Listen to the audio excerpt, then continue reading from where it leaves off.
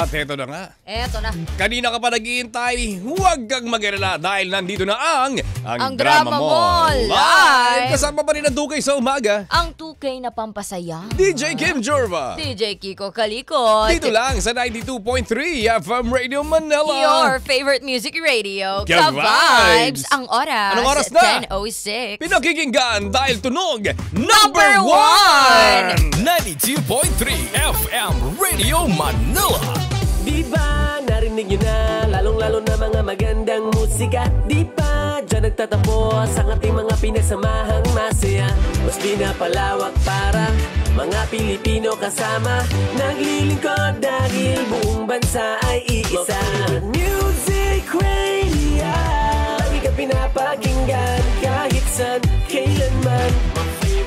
My favorite music radio, ang pinaka-maaasahan kahit saan, kailanman. My favorite app, my favorite music radio, lagi ka pinapakinggan kahit saan, kailanman. My favorite music radio, ang pinaka-maaasahan kahit saan, kailanman. My favorite music. Ang totoong drama ng buhay, aming isasalaysay. Ang drama mo. Live.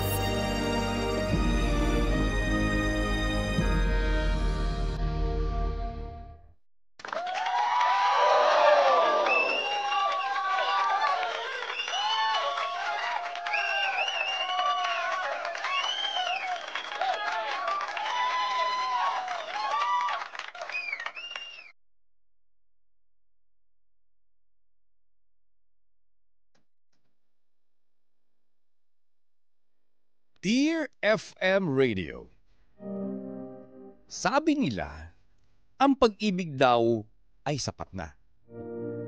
Pero bakit ganito?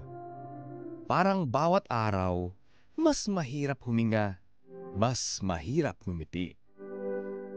Mahal ko si Ara, walang duda. Pero sa dami ng sakana na sinabi namin sa isa't isa, parang hindi na kami naglalakad, kundi naglalakad sa PC. Gusto kong ayusin, pero parang kami na rin ang sumisira.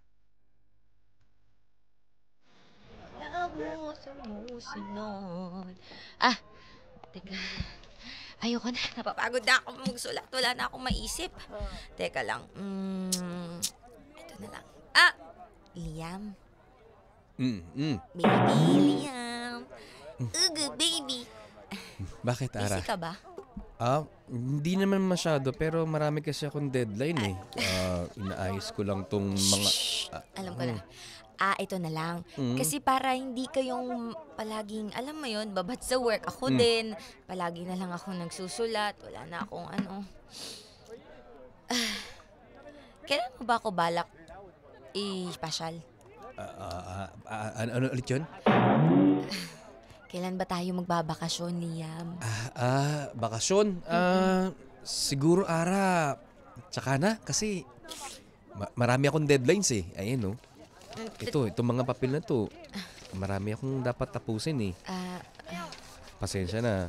Unahin ko lang muna to. Pero maya mo, magbabakasyon din naman tayo. Di ba plano natin yun? Oo nga eh.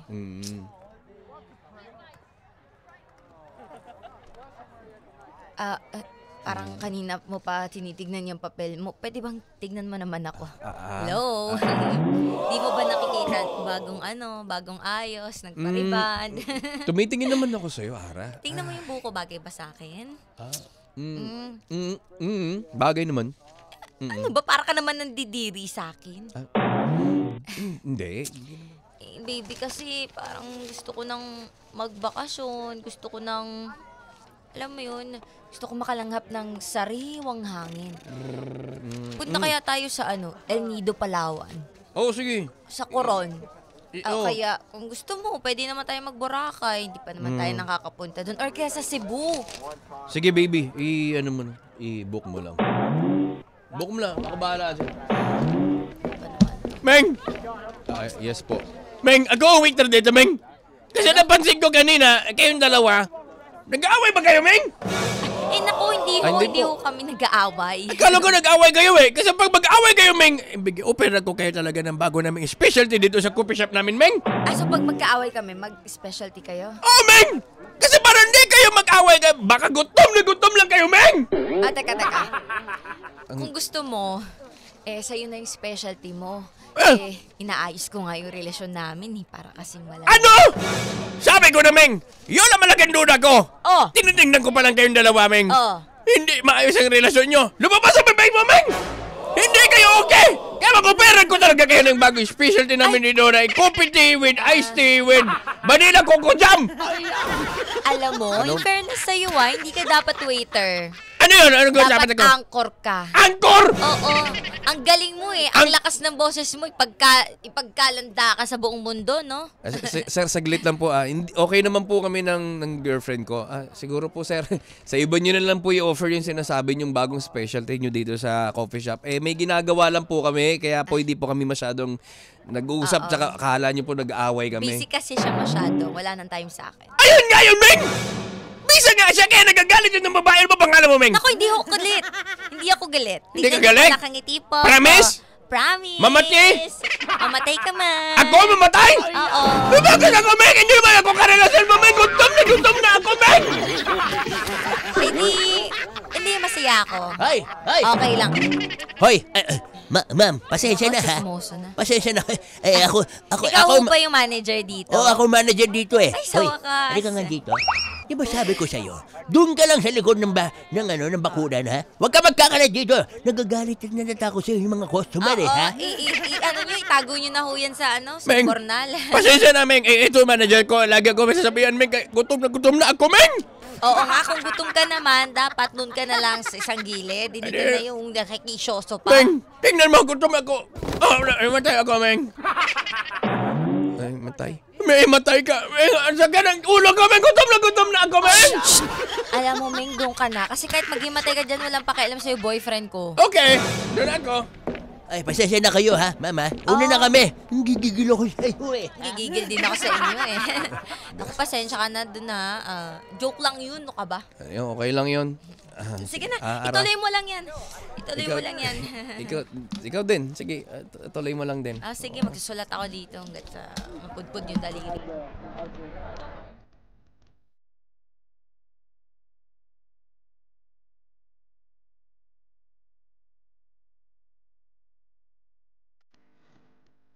May mga gabi na iniisip ko, paano kung bumitaw na lang kami? Pero agad kong kinokontra ang sarili ko. Kasi, sayang Lahat ng pinagsamahan, lahat ng pangarap. Pero habang tumatagal, parang yung mga pangarap na yon naging alaala na lang. Hindi na kami yung dati. At sa tuwing may problema, laging naming sinasabi, saka na natin ayusin.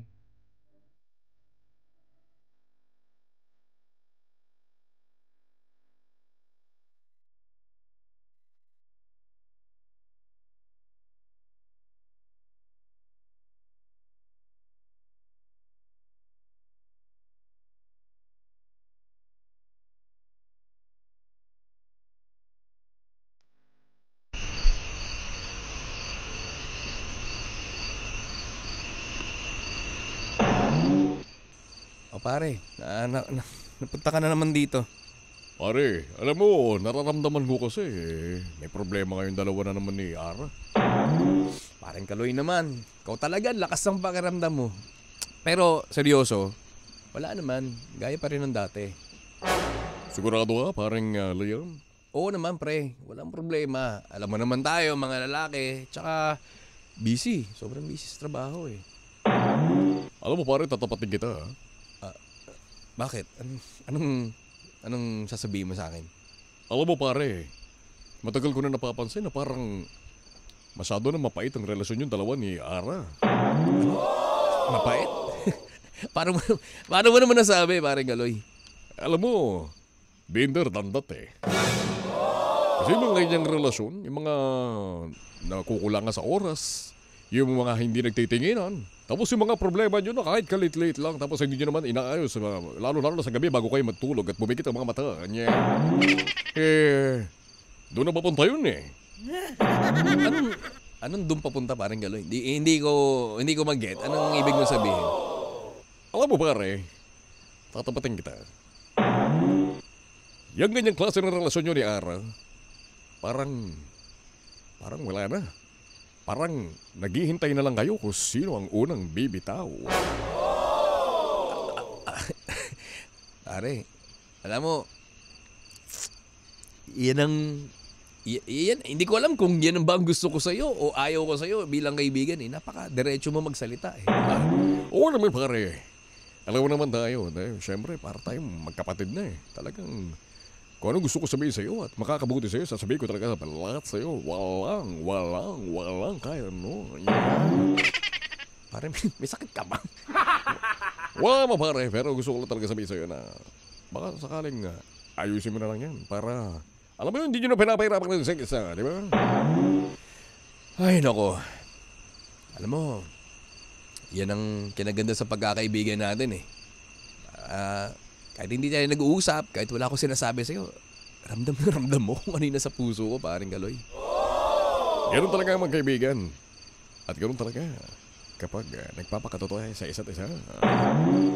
Alam mo, nagpapakatotoo tayo sa isa't isa bilang magkaibigan, pero ikaw hindi mo kayang magpakatotoo sa nararamdaman mo kay Ara.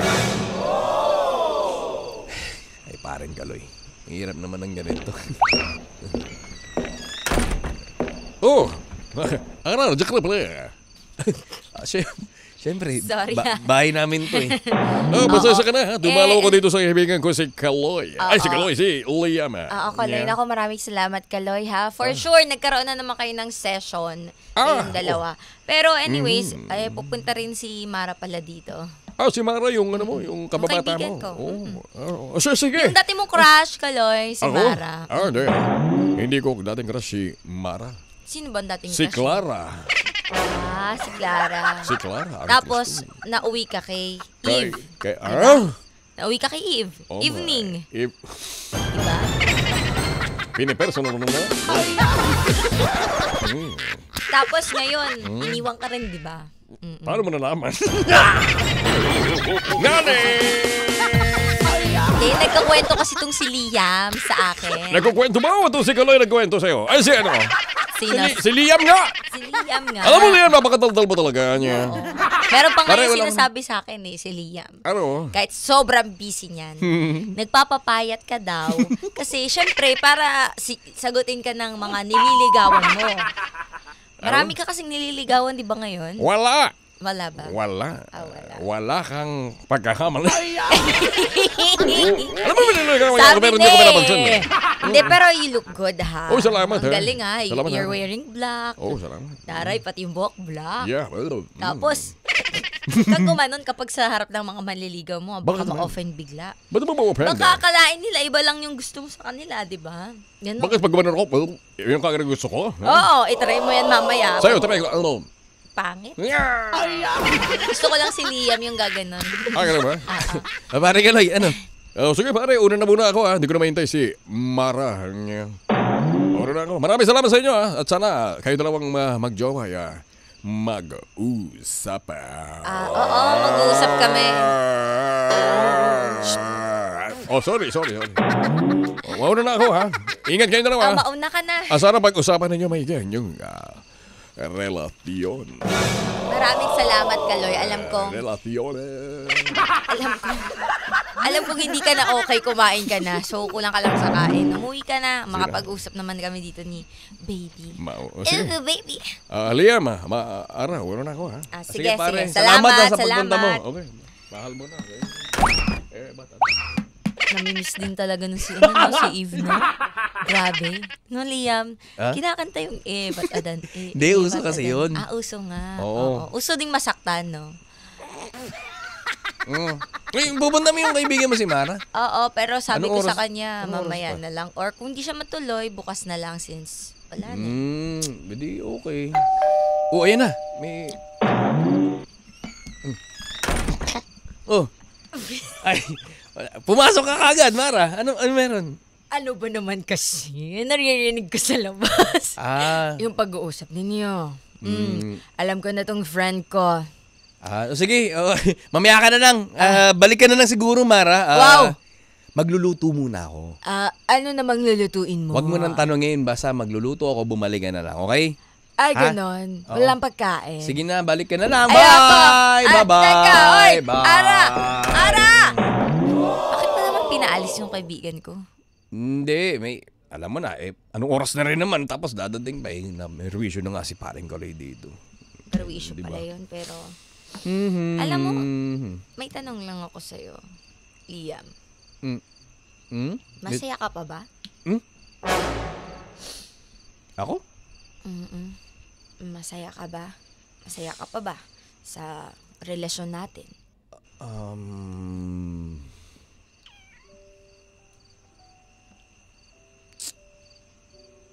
Gusto mong malaman yung totoo? Yung Ara? totoo, Liam. Yung totoo.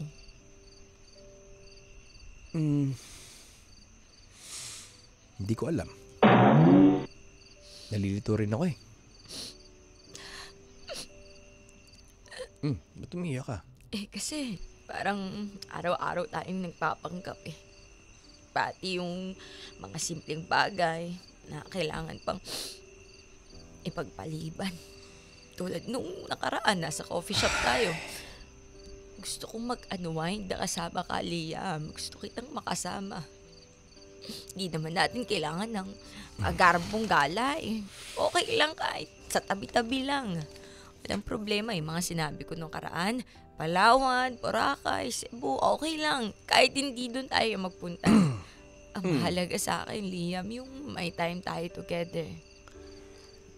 Ay, alam mo, Ara, wala lang akong lakas para lumaban eh. O baka, siguro, wala na tayong nilalaban sa relasyon na to. Baka nga, Liam. Kasi, ang napapansin ko, na palagi ka nalang babad sa trabaho mo. Gets ko, kailangan mong magtrabaho. Kailangan mong kumita araw-araw. Pero sana, nag-gets mo din na hindi ka mag-isa. Kasi feeling ko, nandun ka pa rin sa box. Na kung saan, natatakot ka magmahal na ibigay kung sino talaga ikaw. Ara, siguro, ito na yung oras para sabihin ko sa'yo yung mga nararamdaman ko na hindi ko nasasabi. Yung mga naiisip ko na hindi lumalabas sa bibig ko sa mahabang panahon ng relasyon natin. Teka lang, bago mo bitawan yung mga salitang yan.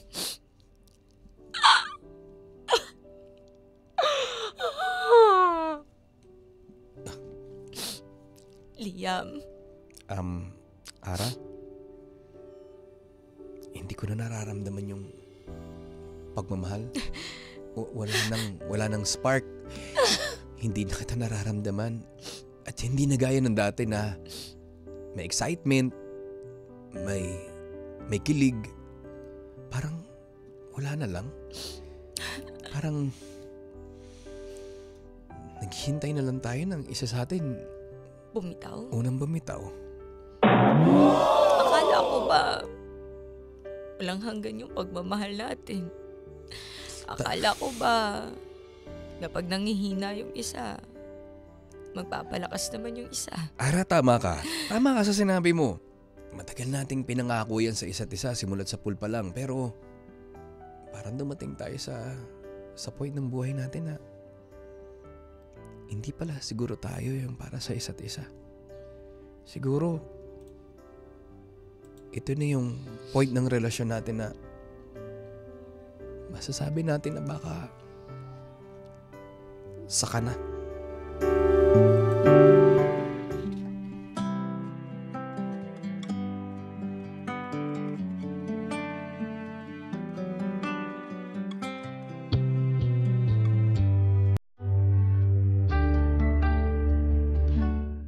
kung mahal mo pa, bakit parang mas masakit ng manatili kaysa bumitaw? Siguro nga, hindi sapat ang pagmamahal kung puro saka na. Siguro ang tamang panahon ay hindi dumarating. Kasi kami, ang ayaw kumilos para abutin ito. At ngayon, ako na mismo ang nagsasabi, saka na. Baka hindi na talaga kailanman.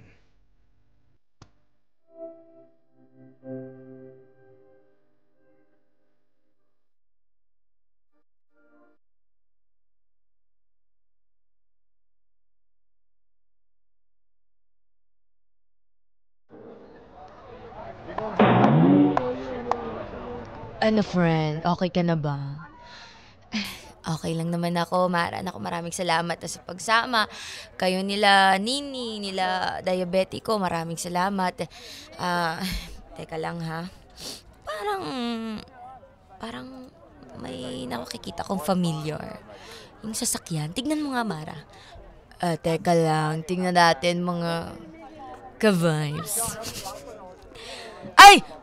Ara! Agoy! Mukhang si Liam pa nga ang makikita mo sa park. Paano ba yan? Mauna na kami ha, Ara.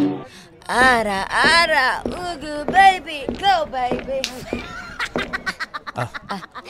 Ara? Si Mara, iniwa pa. Ay, Liam. Oh, nandito ka. Anong ginagawa mo dito sa park? Wala, ayun, kasama ko sila Mara, sila Nini, sila Diabetico, nandun kumakain lang sa gilid. Okay. Yung dati kong kaibigan, Okay. sila Nini. Ikaw, bakit nandito ka? Wala. Naisip ko lang na magpahangin, alam mo na, unwind. Tsaka, honestly, bumalik ako dito sa lagi nating tagpuan. Wala lang. Gusto ko lang maramdaman ulit yung pakiramdam ng dati. Alam mo? Kamusta ka pala? Okay lang ako, Liam. Okay ka na? Mm-mm.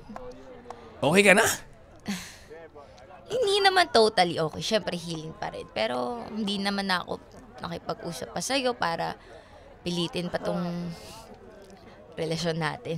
Tanggap ko na. Hindi ko na rin ilalaban, Liam. Okay.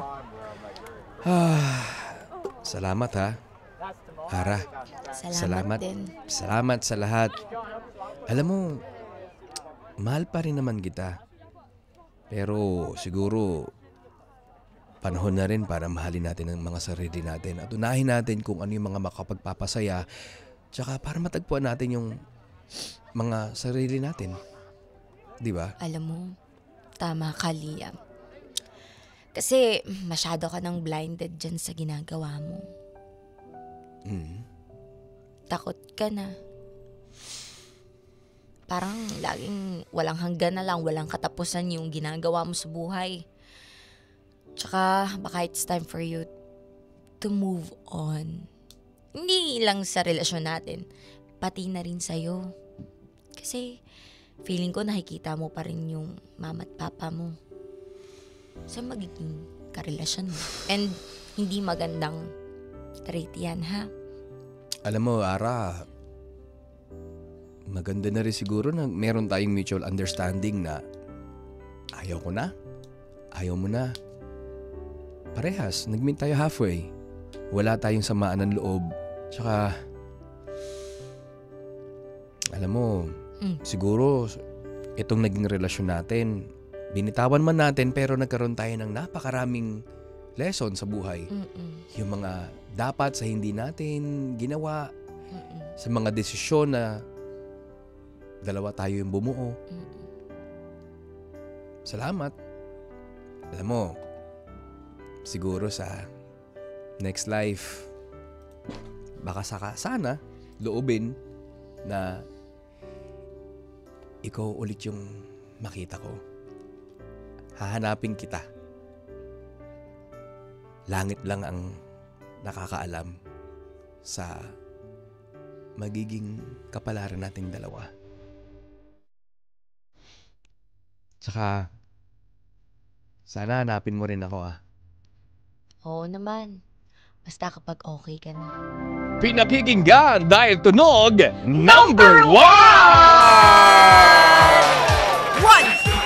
Grabe namang kwento to! Inyong natunghayan at narinig ang kwento ni Liam sa Ang Drama Mo Live! Grabe ang bigat! Kwento ng relasyon ng dalawang individual kung saan pareho na silang na-fall out of love. Yes! Una sa lahat, ang sakit! Ang sakit! Grabe naman!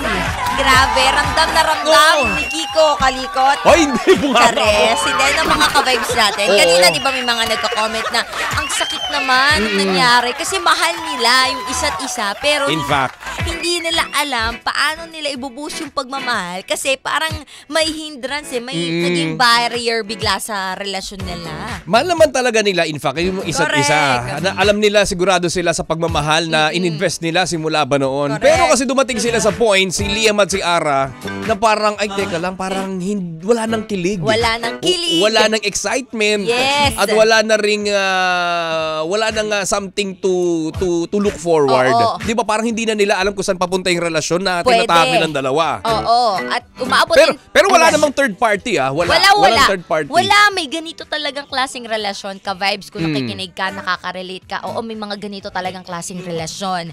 Pero ito ganun talaga no? Kaya nagkakaroon ng ganito, may cold treatment. Tapos parang feeling ng babae. Naku, lalo na mga babae, Oo. mabilis kasi yan maka-feel makaramdam na parang there is something wrong. 'Di ba? Parang may biglang nagbago. Why? Kasi maybe nung una sobrang sweet.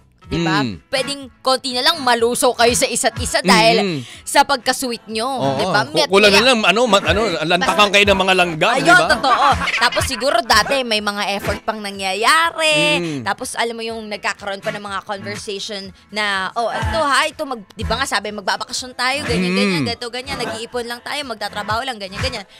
Pero, nung umabot na sila sa point na eto na, nasa kalagitnaan na siguro ng relasyon, si babae, naghahanap na, syempre, you've promised, di ba, na parang, kita, ililibot kita sa ganyan-ganyan. Magiging busy lang ako, pero babawi. Pero, hindi nakabawi. Pero, aabot talaga sa point na ganon. Pero mga ka-vibes, tama yung ginawa ni tama yung ginawa ng babae. Nagtanong. Kasi Naghingi ng clarification. Yes, Oo. mahalaga po sa isang relasyon na malinaw lahat ang usapan, malinaw ang nararamdaman. Walang tinatagong eklabo, churvanes at kung ano-ano man. Oo. Dapat totoo ka. Alam mo, hanga ako dun sa dalawang Totoo. to. Di ba? Hanga ako sa dalawang to kasi bakit kanyo, mga ka-vibes. Alam nyo kasi, ito na tayo. Makinig kayo sa atin yung Kigo, di ba? Yung mga ganito kasi pagkakataon, ang ganda-ganda, di ba? Hindi na umabot sila sa point na nagsusumbatan pa, naghahanapan sila, nagtuturuan kung sino yung mali at tama. Kasi sa relasyon naman talaga, kung tutuusin mga ka-vibes, kahit magtalo kayo buong araw, wala namang talo, wala namang panalo. Actually, parehas kayong talo. Di ba? At maganda na umabot sa point na ganitong relasyon si Liam tsaka si Ara, na parang naintindihan na lang nila kung nasaan na yung disposition ng kanilang relasyon, di ba? At natutunan nilang tanggapin. Zoom in natin kay Kiko kayo to Papatayin ko yung camera. Di ba? Parang natutunan na nila tanggapin na yung ipinipilit nilang ilaban na relasyon, di ba? Na parang tanga! Ipinipilit nilang relasyon na ipinipilit nila ding ilaban na maraming taon. Ay! Pero, dumating na sa point na talagang wala na, nagkaumpugan na ng ulo para kasi mga tanga to. Hala, si Kiko umiiyak! Naiiyak ako dun sa dalawa. Kasi ang ganda ng istorya. Di ba parang yung, abot mo nga yung malaking bilog dyan. Tissue, please, tissue. Yung tissue, yung malaking pambaan nyo. Oo, di ba? Kaya hanga din tayo dito sa mga klase ng tao na gaya ni Liam. Tsaka ni... Yan, salamat. Maraming salamat sa iyo, Ma'am Jessica. Di ba, nakakatuwa yung ganitong klase ng relasyon na nagingin sila ng clarification, di ba? Maganda yung ganun, hindi yung naghuhulaan kayo kasi ang hirap sa isang relasyon na naghihintayan kayo kung sino na lang yung bibitaw. Di ba? Tapos, habang hinihintay mo na bumitaw yung isa, nag-e-entertain ka na pala ng iba. Yun ang pinakamasakit doon. Kaya, doon yung sinasabi na walang closure. At imbis na mabigyan mo ng sapat na closure, magandang closure, malinaw na closure, mas lalo mo pang ginugulo, di ba? Kasi imbis na bitawan mo na lang, maging tapat ka na lang eh. Sabihin mo na lang yung totoo ang nararamdaman mo. Ayoko na, na-fall out of love na ako sa'yo, nahulog na ako sa iba. Bigyan ko naman ng pagkakataon na sumaya ulit yung puso ko. Pero hindi na ikaw ang dahilan. Maganda yung ganun eh. Pero, nakanantokwa ka, di ba? Na-fall ka na pala sa iba, pero nakikipagnormalan ka pa sa akin, di ba? Yung mga ganun. Yun ang pinakamahirap. Doon pinakamasakit yun, lalong-lalo sa part ng lalaki. Sabi mo, hindi ka cheater. Sabi mo, hindi ka ganito. Hindi ka manloloko. Wala kang ine-entertain na kahit ano. Pero eventually, Diyos na ang gumagawa ng paraan para ipamukha niya sa'yo at ipakita sa'yo lahat ng mga ebidensya na hindi mo nakikita. Di ba? Yun ang pinakamahirap doon. Kaya ang swerte ng relasyon na to ni Liam at ni Ara na naging tapat sila sa isa't isa. Wala man na malinaw na, di ba? Wala naman. Sinabi na may third party na involved. Wala talaga. Pero, kusa na lang na. Kusa na lang na fall out of love na sila. Pinakinggan nila maigi yung mga puso nila. At naging totoo sila sa bawat isa. Yun ang maganda ron. Para ikaw, kung at least, tatanungin sa ganitong relasyon, Teka lang, bakit nandito ako? ka, hindi, para lang malaman natin yung point of view ng kalalakihan. Siyempre, alam naman natin yung mga for the girls, di ba? Pero kung ikaw ba sa point na naramdaman mo na parang biglang may nagbago sa relasyon mo, ganyan, pero hindi niya maamin, yung parang nag-uunahan na lang kayo na ito hintayin ko itong magkamali para sisi ko sa kanya lahat. Mabot ba sa ganon na nakaranas ka ba ng ganon sa relasyon? Sus, Beishe. Totoo. Alam mo yung may isa... Pero bakit mahal mo pa din? Yun eh. Alam mo kasi... Bakit mahal mo pa din yung taong to? Ganito yan, kasimple. Ikaw naman kahit ikaw makakasagot ka ng tanong mo eh. Ang isang tao, kapag ibinigay mo ang puso mo sa kanya, may pagkakataon na mahihirapan kang kalisin yung puso na lang. Mahihirapan ka talaga. Hindi mo pwedeng basta-basta nasasabi mo, hindi na kita mahal. Walang ganon. Kahit masabi mo na fall ka na sa ibang tao, sa ibang individual, may nararamdaman, may puwang pa rin na iniwan sa puso mo yung taong niloko ka o hiniwalayan ka o iniwan ka sa ere, di ba? Hindi basta-basta mawawala yung kaya nga may tinatawag na recovery. Di ba? May tinatawag na may oras ka para mag-heal. Di ba? Kasi nandun pa rin siya sa puso mo, may puwang siya na, may espasyo siya na kinuha sa puso mo eh. Di ba? Pero ang ano doon, ayoko na, uwi na tayo. Uwi na tayo na! Anong kasi natanong to si King Churbo eh? Curious lang ako, at saka sa mga ka-vibes. Siyempre, hindi naman madalas na pag-uusapan yan, especially ng mga boys. Diba? Yun nga yun eh, yung palaging inaintay ng mga kababayan. Ano kaya yung masasabi din ng pag sa point of view ng lalaki? Diba, minsan kapag ako nagtatanong sa'yo, normal lang ba yung, diba, yung mga ganon? Ikaw, normal lang ba? Ganyan, ganon? Tapos magsasabi ka ng opinion mo. Ilinawin mo, ano yung tinatanong kung normal ba ang? Hindi, kung normal lang ba talaga na may pagtingin yung mga lalaki biglaan sa mga babae, ganyan, kahit nawala sa kanila yung girlfriend nila, hindi nila nakikita, nakakasama, yung mga ganun, diba? Minsan tinatanong ko sa'yo yun, diba, noon? Tingin lang. Pero wala feelings, B. Iba yun. Ganun nga. Diba? Ito, ganito. Yung mga lalaki, in behalf of mga lalaki, ako na magsasalita sa inyo, lalo yung mga loko-loko, mga gumagawa ng kalokohan. Tayo, aminin nyo sa hindi, yung mata natin matanglawin. Kapag nakakita tayo ng babae na wow, ganda, wow, sexy, di ba? Wow! Pero takot kayo na magganon yung babae. Takot talaga kami na magganon ng babae. Kasi ang impact at sakit na dulot ng pag ang babae ang gumawa ng kalokohan o babae ang nag-cheat, talagang sobrang sakit. Talagang pinupunit ang puso mo ng langit hanggang lupa, hanggang abutin mo pa ng hanggang impyerno, di ba? Ganun, sakit. Kaya dumadating din sa point na kahit anong luko-luko mo yung lalaki. Kapag napagtanto mo at naramdaman mo yung sakit na dinulot ng pagluloko ng babae, yung ganti ba? Talagang magbabago ka kasi masakit eh. Sakit. Oo. Naka-move on ka na ba? Sa Sakit. yung sakit, andun pa din. Hindi na ganun kalakas yung impact, pero andun pa rin yung sakit, syempre. Hindi naman agad mawawala yun eh.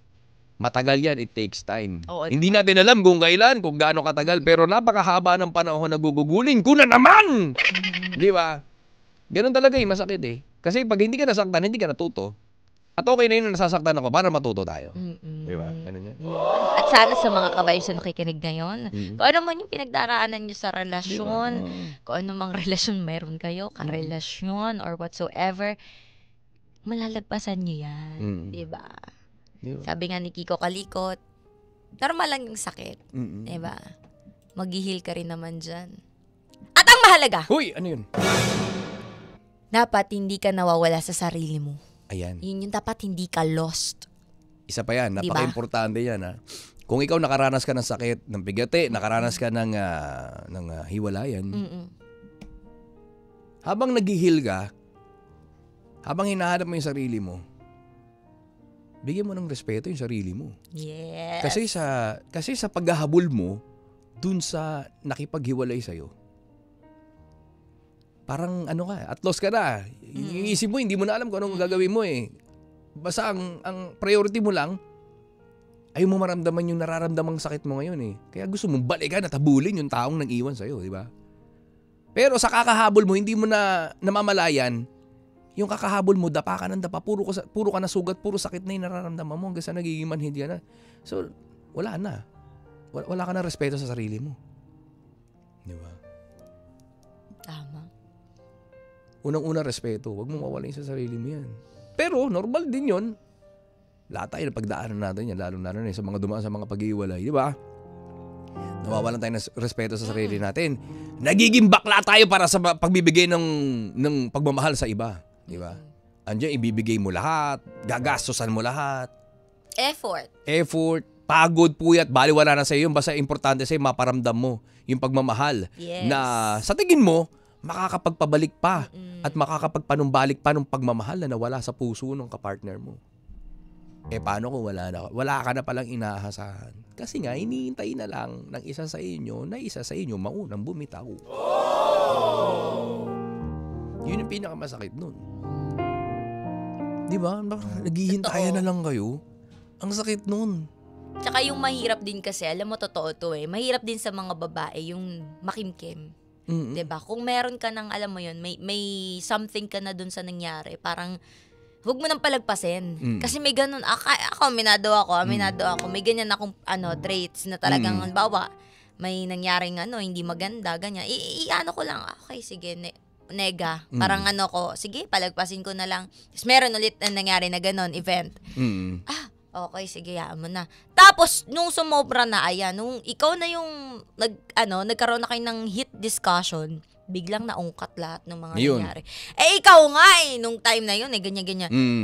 Akala ko ba okay lang sa'yo? Diba? Doon na nag-start. So, mas maganda talaga na hindi natin ikikimkim lahat ng sakit.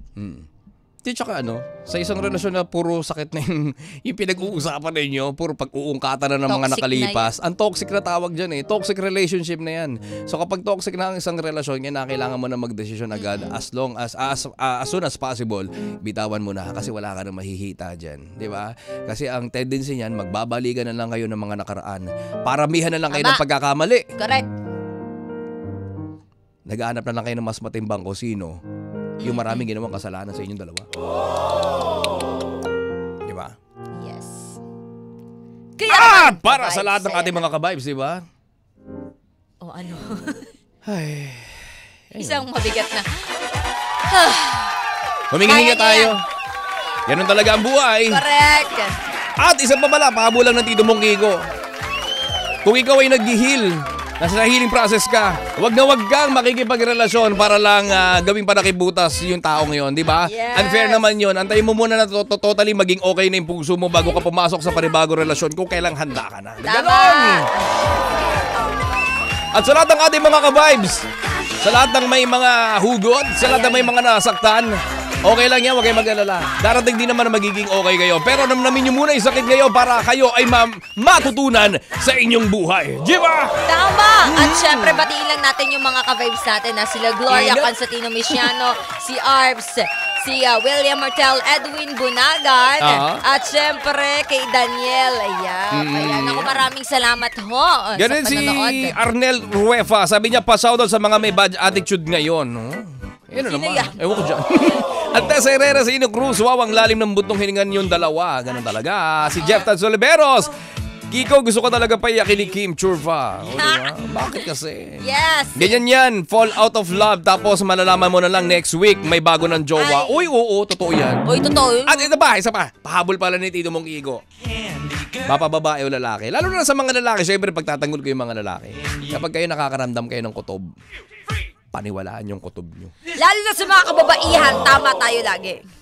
Hindi Girl laging- instinct. Laging tama Madalas. ang babae, pero may tama rin na lalaki. Lalo na pag pinairal ninyo at naramdaman nyo ng kusa ang inyong mga kutob. Correct. Dahil ang kutob, never nagkakamali yan. Yan. Yan ang kapangyarihan na pinagkulob sa atin ng langit na hindi natin ma-explika sa scientificong paraan, pero nararamdaman natin at eventually Correct. at the end of the day, nalalaman natin na ang kutob na yan na naramdaman mo at nagbigay sa iyo ng palaisipan, overthinking, kinalaunan, masasabi mong tama pala ang kutob mo. Di ba? Tama!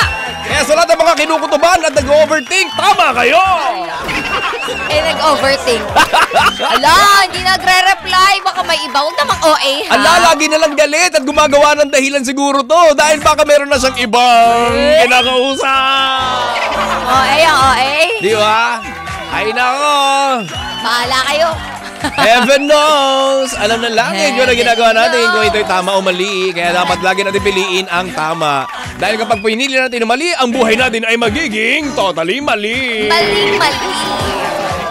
Karma is real! Correct. Real Ayan. na real! Real na real! Sabi ni Daddy Long, real na real! Siya mga ka-vibes.